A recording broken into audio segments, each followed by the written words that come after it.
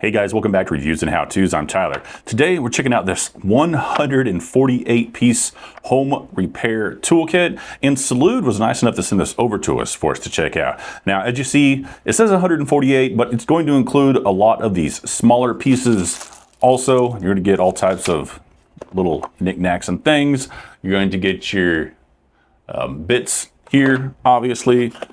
You're going to get some other bits here as well, and then you get all your larger tools, hammer, measuring tape, some Allen wrenches, a volt detector, saw. I mean, you name it, it's in here. We'll have plenty of stuff in here to be able to take care of your basic at-home stuff. So overall, nice little thing right here. Everything pretty much stays where it is supposed to go.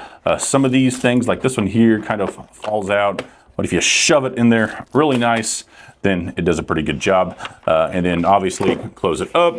And then it does have locking mechanisms on here, so you can lock it and lock it, and then boom, you are good to go. And then it has the nice branding and everything on here. So overall, I think it's cool.